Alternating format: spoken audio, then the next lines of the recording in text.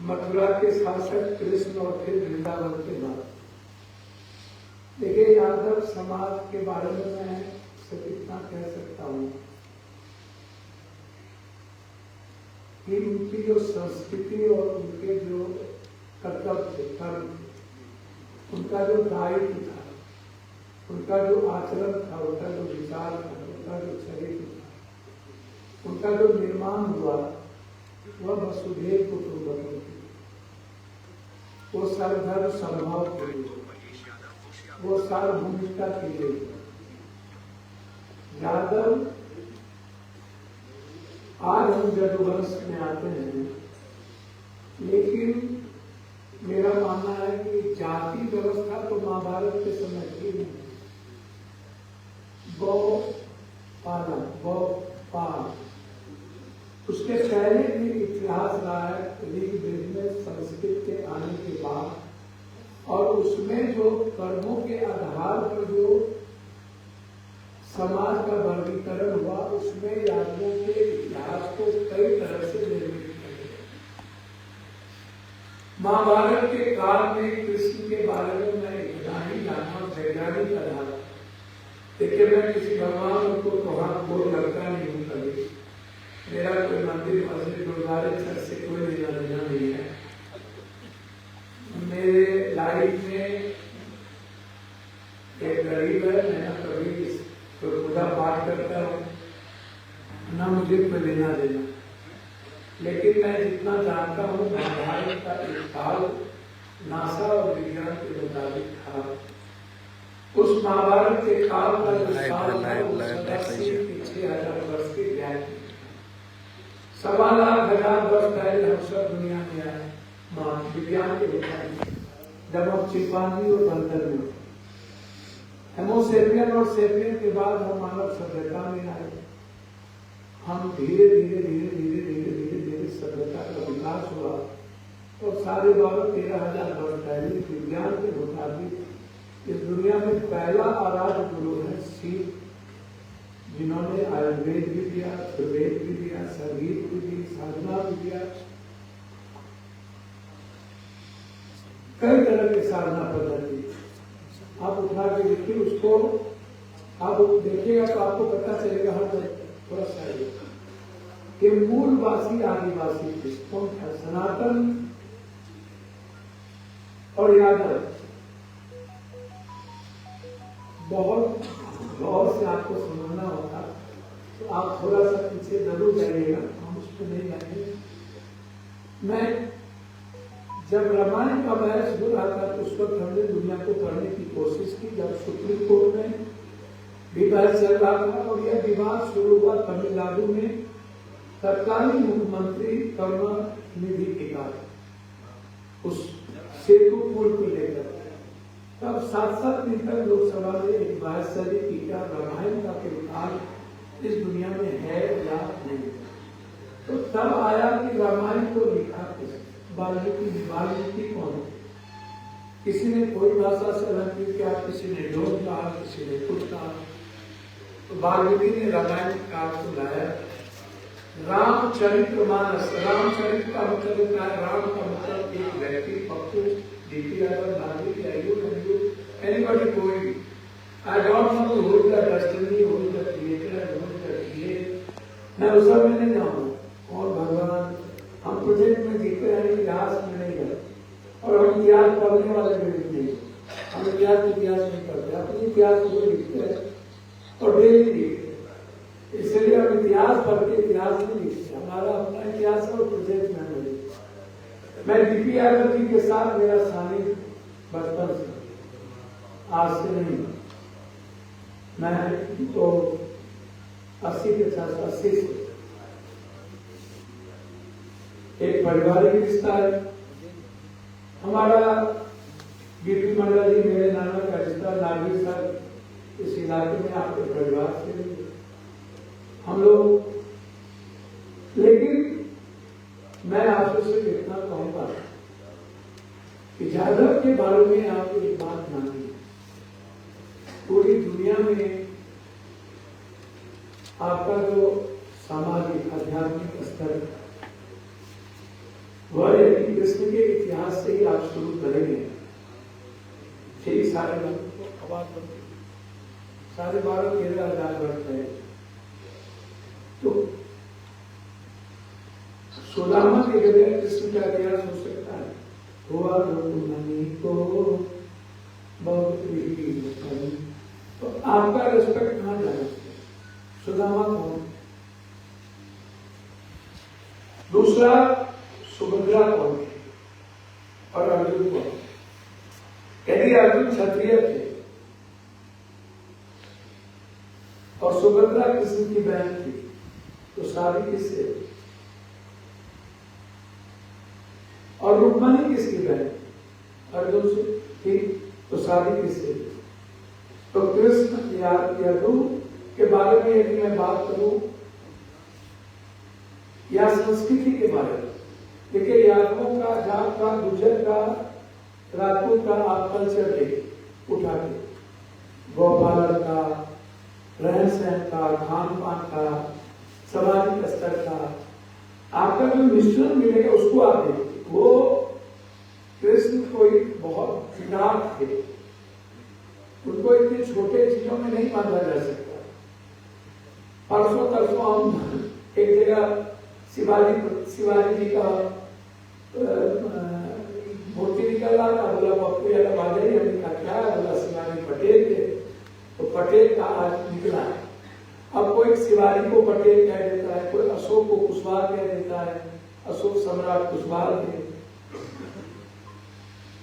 आप बलराम के भी इतिहास को देखिए, आप एक हल्के में मत लीजिए, मैं उस इतिहास में अब नहीं जाऊंगा, हम लोग अर्ध युग में, भौतिक युग में। अब जो देश में यादवों की संख्या है वो 14-14.5%। अभी हम नागरिक जी से कह रहे थे कि हरियाणा में 9 से 10%। अभी जो बिहार में सर्वे आया, तो उस सर्वे में बिहार का पूरा सर्वे हुआ, तो हम आज 16% लगभग यादव, और हरियाणा में लगभग 8 से 9% यादव, 2 से 3 राजस्थान में, तमिलनाडु में 10 से 11% है, तेलंगाना में 9 से 8% है, गुजरात में 9 से 10% है, महाराष्ट्र में 7 से 8% है, उत्तर प्रदेश में 9 से 10 के बीच है। तो इस तरीके से पूरे देश में सिंगल जाति में, हम किसी इतिहास में नहीं जाएंगे, आप सब जानते हैं, आप उसमें लगे नहीं। अभी जो सर्वे आया, जागरूक का जो आर्थिक शैक्षणिक परिस्थितियां, वो मुसहर और चमार से नीचे है। हम मुसहर के इक्वल, ऋषिदेव जो एक जाति है मुसहर बिहार में, जमींदार है बड़े छोटे लेवल पर। यूपी का उस साइड आप चले जाइए, पश्चिमी उत्तर प्रदेश को छोड़ दीजिए, देखिए अगर चाहते तरफ का, आप बिहार और उस साइड जाइएगा तो उसकी सामाजिक सही में उन्होंने अधिकार, शैक्षणिक स्तर हरियाणा का अलग है और बिहार का अलग है।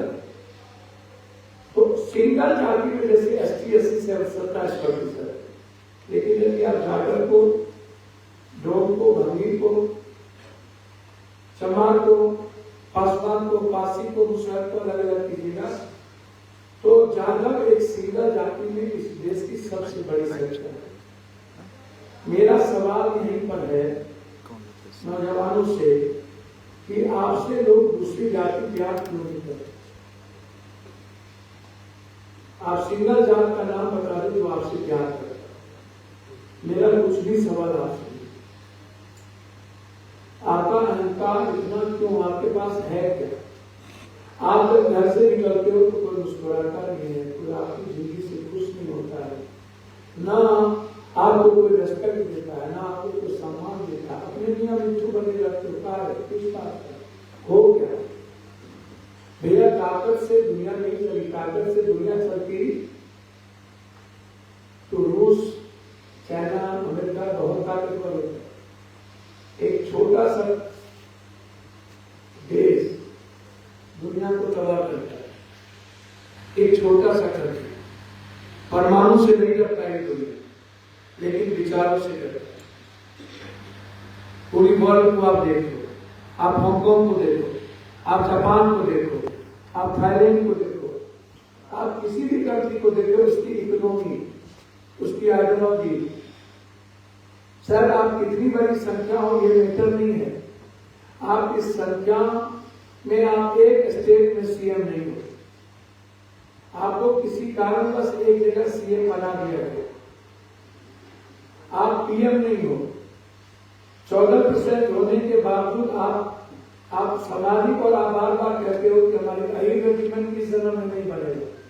मैं आपको कह रहा हूं, आप 10 लाख आदमी जुटा के ले आओ और रेजिमेंट नहीं बनेगा। मुलायम सिंह डिफेंस मिनिस्टर थे,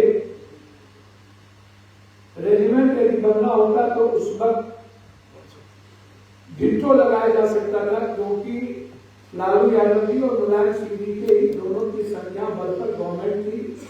और खुद लालू यादव जी कहते थे कि मैं किंग मेकर हूं। यदि और टफे जाते, अब तो कई रेजिमेंट की बात होने लगी है, जमात रेजिमेंट की बात होने लगी, कई रेजिमेंट की बात होने लगी, तो इतने रेजिमेंट के हमारे भाई ने सही कहा। लेकिन रेजिमेंट जो अब है ये कोई भी फोर्सेस नहीं चाहे। एक तो ये गलत था, फोर्स के भीतर एक अलग अलग ग्रुप, जैसे आप चले जाओ सिपाही में अलग अलग बैरियर, ये राजपूत का, ये जादव का, ये चमार का, और बिल्कुल बाइफर्केशन है। सेना में भी एक अलग रेस्पेक्ट है इतिहास का, योद्धों का। उनका इतिहास का सिर्फ सेना से नहीं, उसके पहले महाभारत के काल के पहले से भी, आप संत ऋषि मुनि के काल से आप उठा के देख लो, उनकी जो आध्यात्मिकता थी, उनकी जो सामाजिक स्तर था, वो बहुत हाई अप्रोच था, नव मानवतावादी सोच से ऊपर था। हमसे ज्यादा सात्विक, यादव से ज्यादा सात्विक कोई नहीं हो सकता।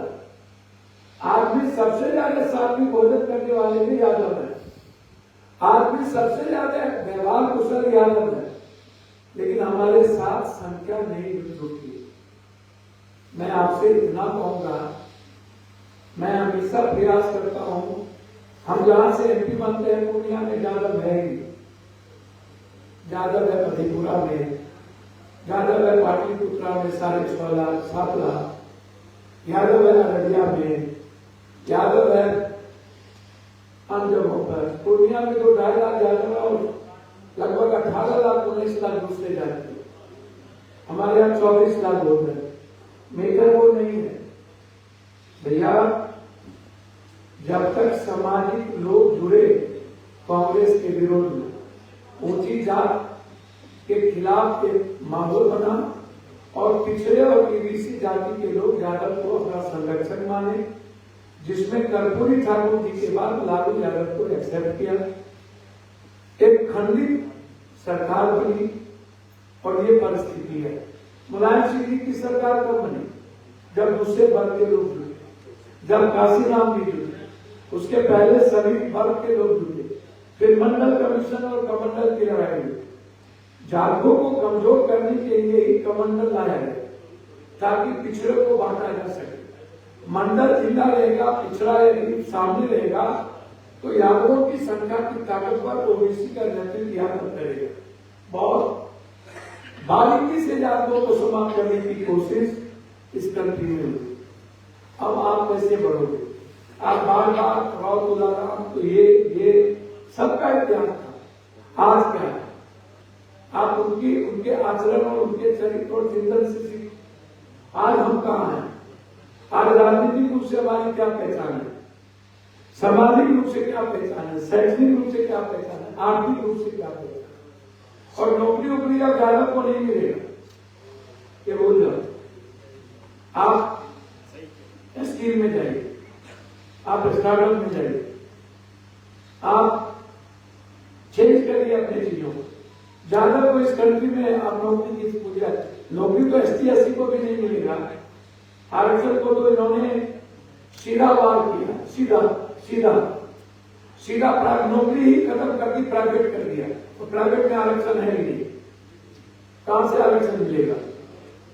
बैंकिंग में नौकरी निकली, रेलवे में वैकेंसी निकली 11 सालों में 4,500 800 और रेलवे में 7,000 लोग मांग, और सेना में आपने अग्निवीर कर दिए, सबसे ज्यादा जातकों को मांग दी।